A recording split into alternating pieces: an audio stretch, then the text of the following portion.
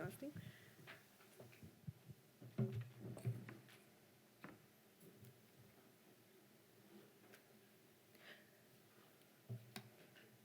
So let's get it started.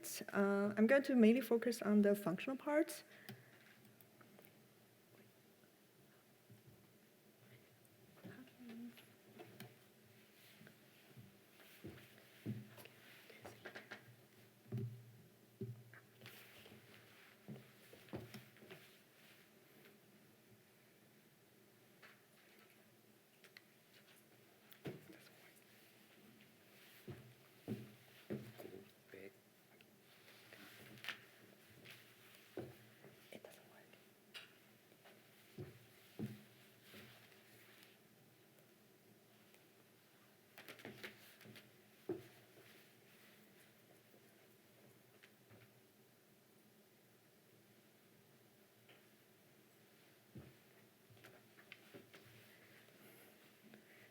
I have no disclosure. Okay, let's start with comparing the human open source to non-human primates. I want to do a quick survey here, and I want to ask you if anyone used the human open source here, raise your hand. And how about the non-human primates? Okay, still, still a lot, comparing to as soon as we're at the Human Brain Mapping conference. But as you can see here on the right, that publication-wise, there's a lot of publication in human and not many in macaque, fMRI. That is a lot of challenges that we know from Steve. That's we don't have Steve in every institute to deal with the sequence. But there's also other challenges like animal housing training and facility availability, and also because not all of the institute have, all of these all together, and also we want to deal with this challenge. The only way we can handle it to this, sharing our data. So I'm going to talk a little bit more about the PRIMATE Data Exchange, and I leave the PRIMATE Resource Exchange that we, as a whole community, we share a lot of not only the data, but the toolbox to handle the data pre-processing and the post-analysis. And Austin is going to talk about the PRIMATE Data Resource Exchange later. So this data exchange is the, I'm not going to say the first, it's actually, I think, in my knowledge, it's the second open shared non-human primates focusing on the imaging data. As you can see here, it includes many data sets, and so far we have already collected over 1,000 scans, and most of them are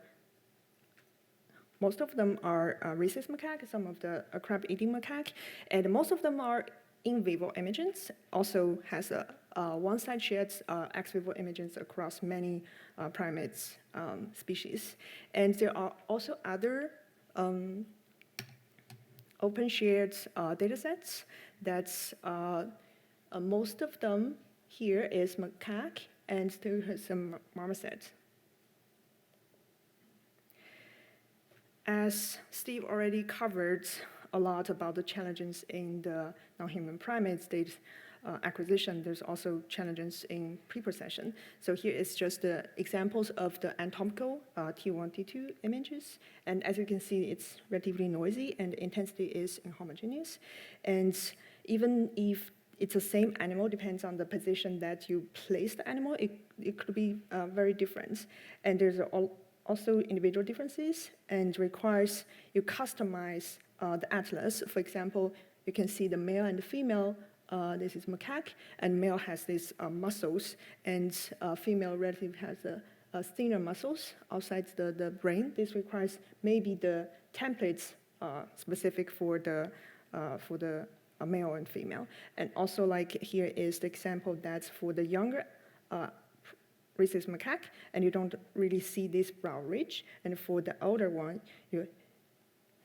it's quite obvious, and also produce some challenges in the sculpture stripping of the image.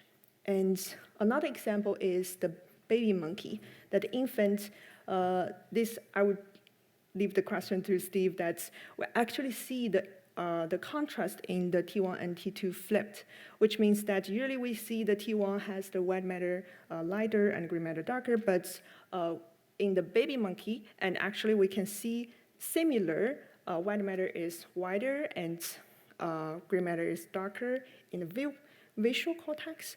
But if we move to the other regions, and you can see a little bit here that it's flipped. So white matter is darker and gray matter is lighter. So this creates a huge problem in segmentation. And usually, the first challenge, well, I myself doing the human science, so I'm kind of like moved to the animal studies later. And the first question or challenge I had was like how to scale strip the brain, because this is the very first step. And none of those traditional pipeline works very well. And sometimes it works well for one side, but it doesn't really work well for the others.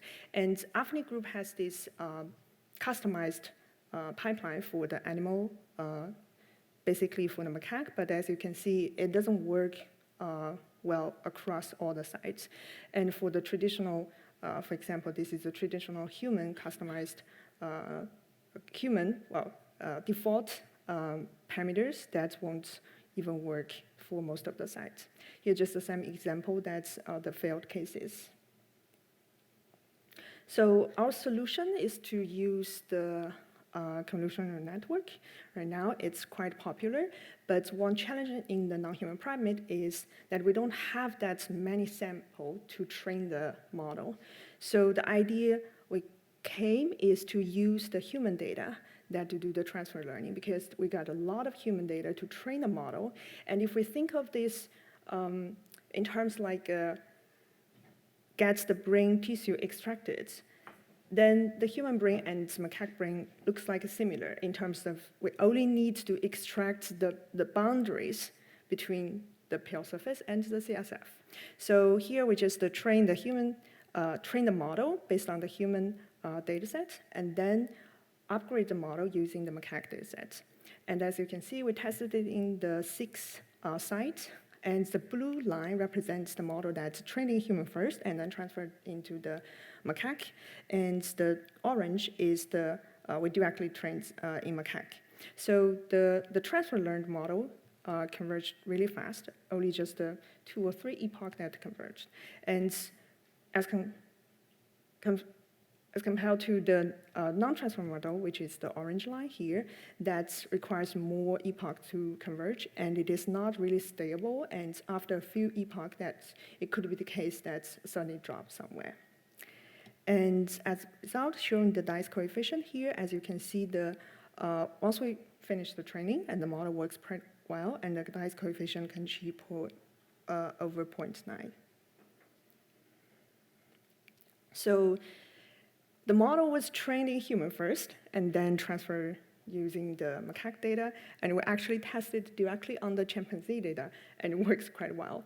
And we also tested in the marmosets, and for some of the site that has different acquisition or contrast, and we can upgrade the model using just one marmoset sample.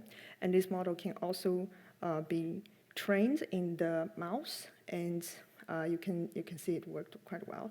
And when we just release the model, and someone just on Twitter and also tried the model and walnut, and it worked. And although this model is mainly built for brain extraction for the animal studies, but it has the flexibility to do the segmentation even for just a segment. This is the deep nuclear in cerebellum in human. And if you want to get into a little bit details, and this is where the GitHub repo is, and we provide all the model that we trained. The first few is human, and all the others are the trained in macaque. This is the one that we recommend that you can use it as a default. And we also released all the brain mask for the prime DE, like all the T1 imaged brain masks are finished. And the QR, if you're interested to do the QR as a community, and can use this, it's called like a brander, like tender but for the brain, and you can just swap to choose this is a good or a bad image And a little bit of details into the code. We have Dockerized everything, and this is the way that run the code. You can see all the help file. And I want to highlight something that's special for our tools is this training. As I mentioned, we can upgrade the model based on the pre-trained human data, and you are able to upgrade the model for your own sites and use this. Basically, you can use our model as an initial model, right? And you give this initial. By default, it's none, and if you give the initial, for example, the model that trains the default model that I just showed, and then upgrade the model just to use a very small sample, you're able to get the good result. And here is just the example that the model was trained for segments the anatomical T1, but here you see that's the EPI image, and I directly apply the model trained on the T1, and of course, it doesn't look great, but I only upgrade the model by just one macaque, and then after that, this is the demo data that we'll share later, and you'll see that I only trained 4 epoch, and this is the result. It worked quite well. Now we move to the functional part. The same thing, that there's a lot of challenges here. I'm not going to repeat what Steve already mentioned. And just to have the example that show this is the image that's registered from the individual native space to the template space. As you can see, there's just one example from one site, and the image is quite different from site, and the SNR is also quite different. For the awake scans, we also have the high head motion. And I want to mention a little bit about when we're doing awake scans. At our institute, we play the movies to scan the monkeys, and it turns out the movie helped the monkeys stay calm. So I recommend to, if care about or when we're doing the rest, and the rest might not be the best state to keep the head motion down. And here's also an example that it's the average functional connectivity matrix per site. But as you can see, when we have the contrast on, or when we just focus on the baud signal, the functional connectivity matrix might be very different. And here's also another example that we care, because all the data that shared across institute could be really heterogeneous, and we have a lot of batch effect to handle. Now let's move to the cross-species part. So this is the benchmark effort, if we know the cross-species alignment, that from the Dr. David Van Essen, that basically we use those homologous regions as landmarks to align macaque and human together. So this is the way we're doing it, that we have the landmarks on the surface, and we project on the sphere, represented as sphere, and then we have stretched those spheres, rotate it and stretch it, and to make it similar to the human. And as you can see, this is like from the macaque middle surface and to human middle surface, how they are aligned. However, the landmark regions seem to align very well, but all the other regions that don't have the landmark on, and then leave it blank, we don't know how well they are aligned. Of course, there are a lot of other techniques to do the alignment, as mentioned by Sean, and this is the way that look at the white matter, the common white matter tracks, and to link these two species together, and also use the chimpanzee as the middle species to map the macaque to the human, and eventually you can see that this is the Malin map that has been aligned well across species. And there's some other works. For example, the left one is using the movie data that's played the same movie to the macaque and the human, and then we hypothesize that the activity where they are watching the same movie would be the same. I think at this year the Hackspeaks group also has an update using the same paradigm that to look at the activity that's human and the macaque watching the same movie to build this correspondence between species. And what's in the middle is the most updated mapping between the mouse and human using the gene expression. So we know that there's a common gene set between the rodent and between the mouse and the human, and so that we can use these common genes to build this connectivity, similarity matrix between mouse and human. And the last one on the right, that is the also recent work by Ernst that's using the morphology to look at comparing the morphology between species to get the alignments done across many mammals.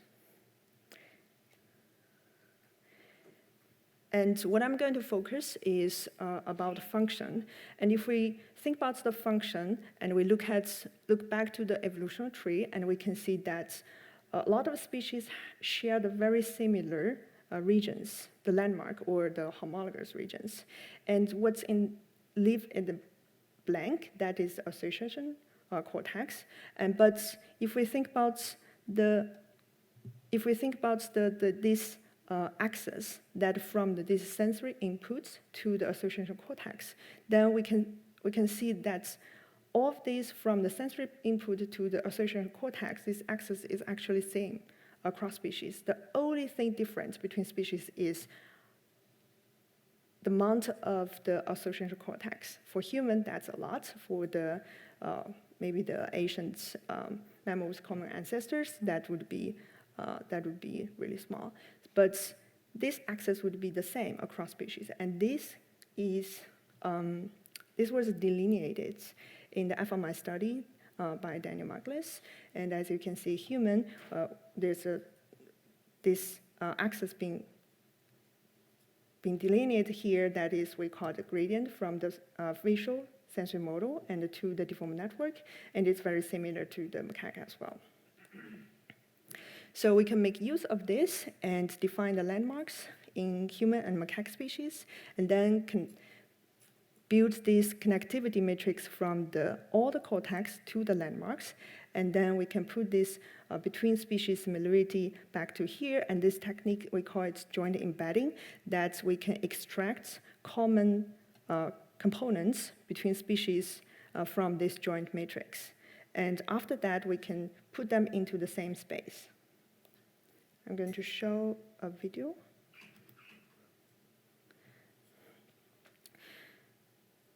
So each component works as a one dimension.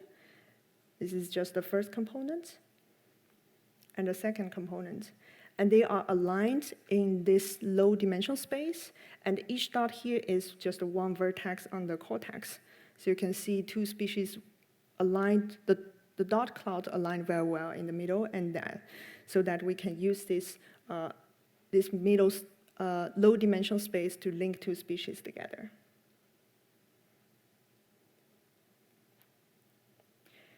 So each of the components, we can also project back to the surface. And now you can see, okay, even though the anatomy-wise, location-wise, it looks quite different. For example, this is the empty regions in human, and the empty regions in macaque. Anatomical-wise, the location very different, but we already know that in this low dimensional space, they are aligned. So when we project back to the surface, we can also similar way put it into the sphere and use the topology constraint multimodal surface matching to align them together. And this is a validation the same way that we just projected the T1, T2 ratio, the myelin approximation from the human back to the macaque surface, and then compare to the T1, T2 ratio that we directly get it from the macaque. So we have the high correlation between this predicted myelin map from human to macaque and compared to the myelin map from the macaque. And after that, because we already built these cross-species alignments from the functional data, and then we can ask, okay, to what extent that we can represent human brain using the monkey data. So this is what we have, the functional homology that's basically each vertex, the number here represents on each vertex in human, the degree that's, or the likelihood it can be represented using the monkey functional connectome.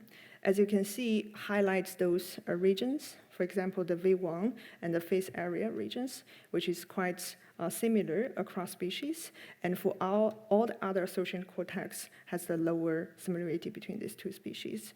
And there's one interesting finding is the TPJ temporal parietal junction has zero similarity across species, and which this region involves a language processing and the self-reference, which makes sense that macaque doesn't really have this in terms of function. And we can also look at the meaning of this, and by decoding this map using the neuroscience meta-analysis, and you can tell that the lower part of this, which is the red area here, have this mainly linked to the multisensory cognitions, and when we move up to the blue regions here, then it linked to the abstract cognitive functions.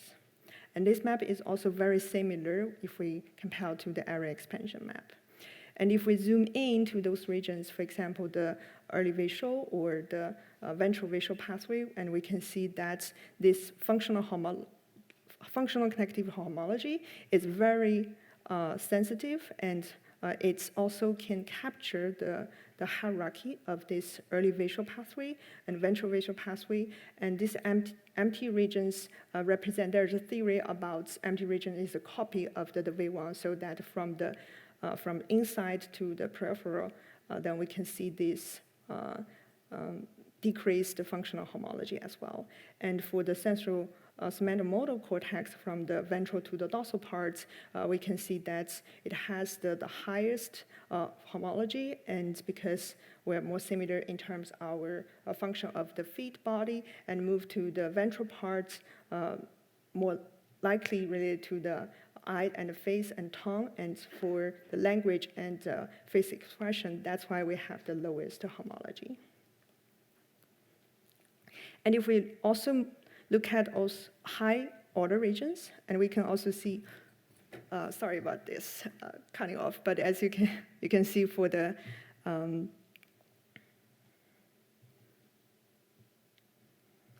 deformed network subsystem, there's a 3 deformed network subsystem, and one is the blue one, which is the related to our memory, and the red one is the dorsal medial subsystem, which is related to the mentalization theory of mind, and the core system is the PCC, precuneus, and the VMPFC, which is about ourself. And apparently, the regions that's highly related to ourself has the lowest functional homology between the human and macaque. And also, if we move to other subsystems, like attention system, frontal parietal system, and then we also see this subsystem can be delineated using the functional homology.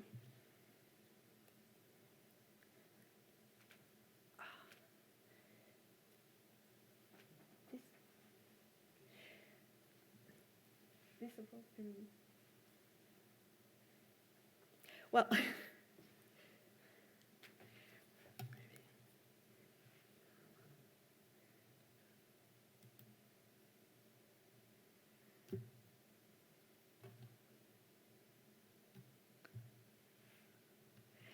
sorry, this slide was created on Mac, and I don't know.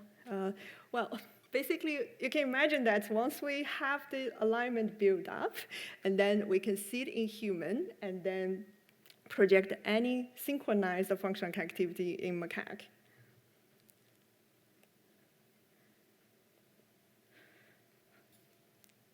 And then we can find out those deformations, like where on the human brain that's in the evolution being pushed this in which direction. So you can see that, for example, the visual area in human, that's just in the medial side, and in macaque, that includes the lateral side as well. Here, that's why we see a lot of in evolution, that's a lot of this deformation pushed all of this from the lateral to the into the medial side. Also, because of the expansion of the frontal lobe in human, we also see a lot of this deformation from the front to the back. And since we have these alignments built on the human and macaque, so for any postulation that we build in human, we can also map it to the macaque space, or another way around that we have the macaque postulation can be mapped to the human space as well. And we also provide this mapper, which is just using the workbench tools that we provides this deformation transformation. So that's basically, if you're familiar with workbench tool, that's any of those map, that's we can provide this current sphere and new sphere, which has the coordinates, which has the vertex that has a correspondence to the inputs, and the new sphere has the vertex corresponding to the new space, and then the coordinates of the current space and the new space are linked together. So that's why we can map the species from map the matrix from one to another. And the way that we're showing here is an example that how to use this mapper. Okay, and recently we just built this interactive website that's for you to explore. Here just to show a video of, if you can, everyone can just open this. It takes a little bit time to load in, but once you load in, you can double click any regions you're interested in, and then you can see the corresponding regions in another species. And at the beginning, there is like a neural query decoding, which represents the regions that you click on and how it can be decoded in the neural query, which means that's the most likely the function that's linked to those regions you clicked on. And as you notice, we also have something else to offer, which is we're going to present this on Monday and Tuesday about the cross-species comparison of the developments. The upper part is the recent publication, the human charts. That's basically, it is collective work that's over, I don't remember the exact number, 100,000 images has been collected and then delineate this trajectory across the human's lifespan. We did the very similar thing using the PRIMATE and another additional collaboration data and have the similar trajectory. As you can see, that's the macaque trajectory, kind of like a shifted left side, because we have the, compared to macaque, a human has prolonged early development. So on the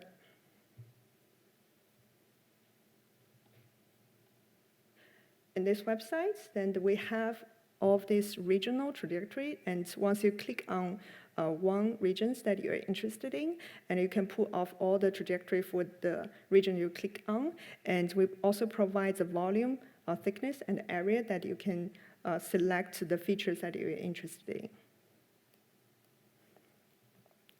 And currently, we are working on not only for the macaque, but also move to the smaller species like marmosets. This is just an example. The same technique can be used in the marmoset and gets the similar shared components between the macaque and the marmoset.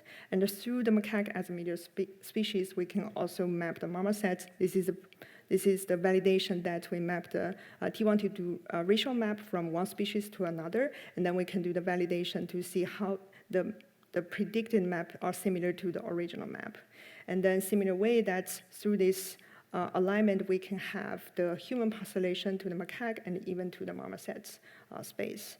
And this is just an example that once we build everything together, then we can mirror the cross-species similarity. And here you see the human mapped to marmoset or macaque mapped to marmoset. Of course, consider that macaque and marmoset are more similar to each other in the evolution, so that we can see the similarity between these two species are higher than the human to marmoset. So we're trying to also build this, integrate into the website, but this might take a little bit of time. And here are the main reference. And I encourage everyone to check out the PRIME.de and find the data you are interested in. Thank you.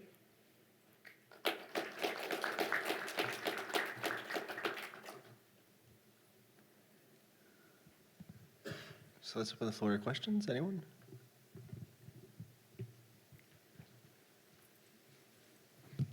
As for the joint embedding method, I noticed that after you get the gradient value, you use the MSM or surface-to-surface registration method, use the gradient as features to do a surface-to-surface matching to map the function of a human to monkeys. Have you ever tried to directly use the gradients you get to map the human and monkey brain function? Like the blueprint, for example, we can directly use the KL divergence of different vertices to map human and monkey. Have you ever tried to directly use the gradients you got to map human and brain monkey? If I understand the question correctly, you're saying that instead of using the gradient or component from the joint embedding, you directly use the common functional connectivity to the landmarks? No. Because you get the gradient, you combine the human and the monkey's functional connectivity matrix, and you get the gradients at the same time for the monkey and the human. So for the gradients value, I think it's a common space you constructed. So for example, the first components, you got the humans and the monkeys. So for example, you have 20 components. So we can get a matrix for humans vertex multiple 20 components, and also a monkey's gradients matrix. Have you ever directly map human and monkeys directly use the gradients matrix? The result is based on the gradients. But you did a surface-to-surface registration. I think it's also utilized the brain structure information. Yes. Yeah. So this app, the reason why we want to build this app is for this is not a topology constraint. Of course, we're showing in two species, but if you click anywhere in the human one, and then what you see on another species, this is basically the similarity matrix based on the common gradient or common components mentioned. So there's no topology constraint for this.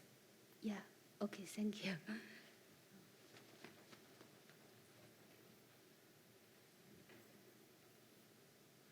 Thank you very much for the presentation. I am Anasir Yagoubi from KAUST, and I have two maybe simple questions, but then you can tell me what you think of it.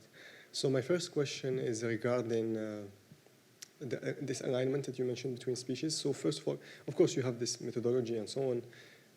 My question is rather maybe personal from your perspective. How much confidence do you have in this kind of alignment, okay, beyond the methodology that is being used? My second question is, I would like to know what you think of, so you mentioned alignment in the light of functional connectivity, or from functional perspective. What about structural connectivity, and what are the links? I just would like to hear your thoughts on this kind of topics. Thank you very much. Yeah, thank you. About the confidence of the final results, for this paper, we actually did it in using 3 data sets, two annotated data and 1 awake data. And across these 3 sites, the results are very similar, and the similarity is like the cross-species similarity across these 3 macaque data set is over 0.9 something. So we think that at least when we're comparing cross-species, the site differences or individual differences is not that obvious when we compare cross species. So, I don't know, like I cannot really like make a confidence interval about this, but I would just say it's at least for what we see, it's quite stable across site and across state as well. And for the second question, sorry, what is the second question? Oh, about the structure, connectivity. I think actually, I was thinking this is a good question that we can collaborate together and to look at if we can have the cross-modality components adding together to answer this question. But for now, I don't have that answer.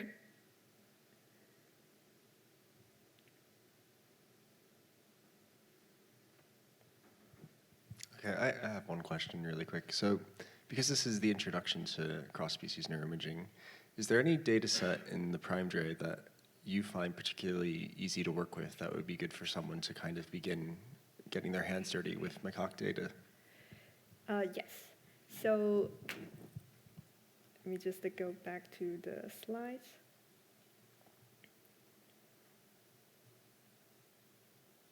Here. As you can see, that not all the site has the structure and the functional, or not all site has structure, functional, and diffusion as well. So it depends on what you want, and then this could be different.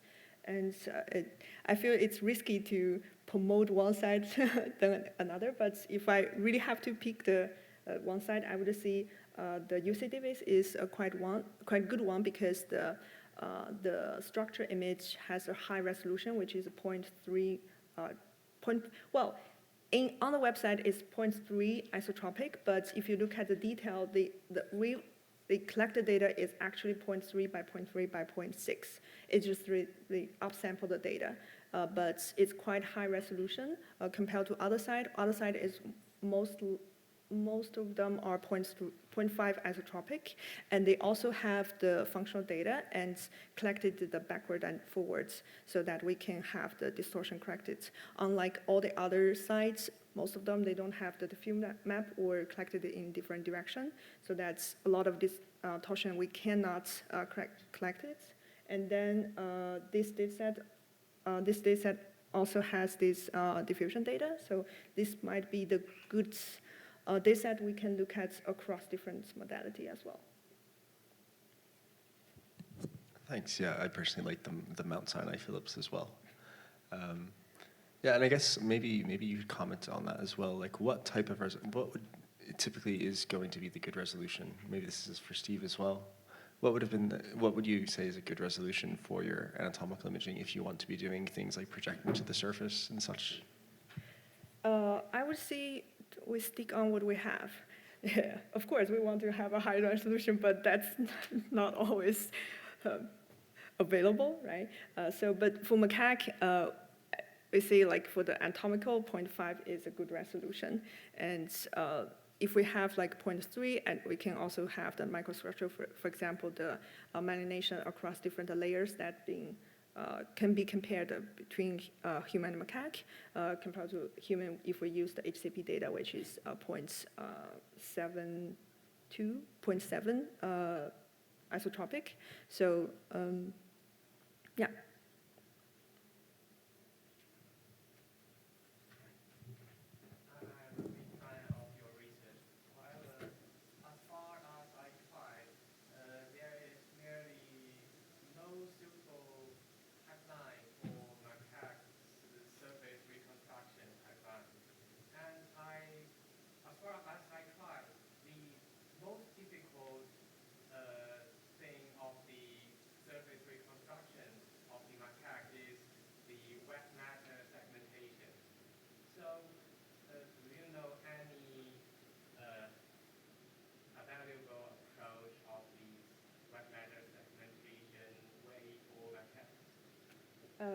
Yes and no.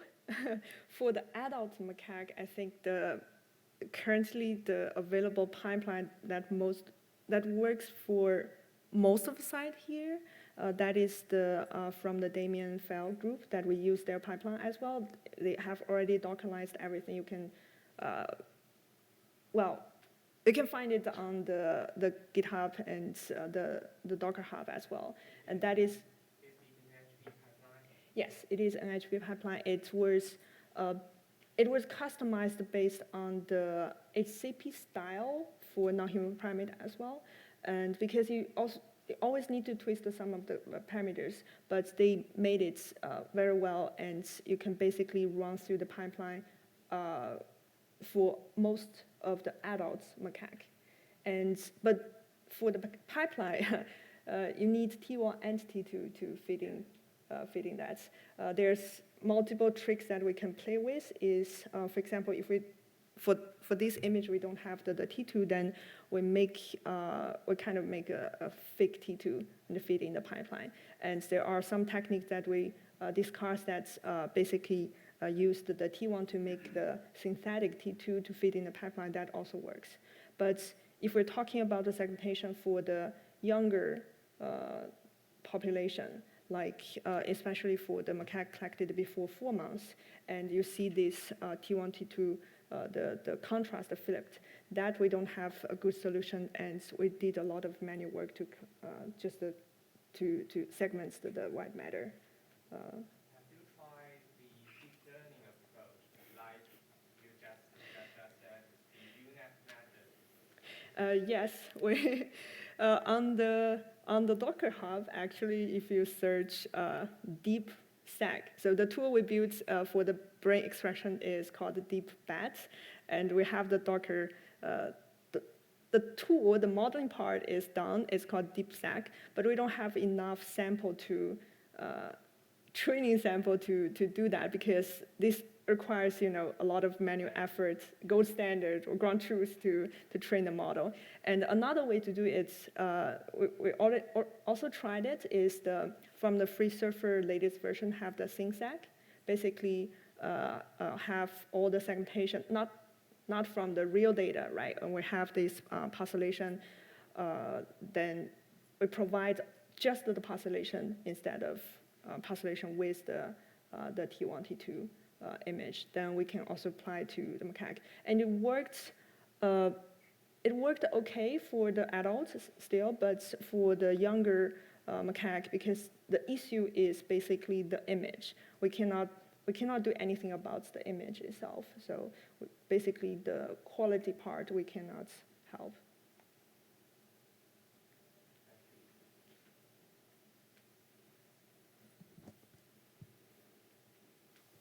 All right, thank you, Ting.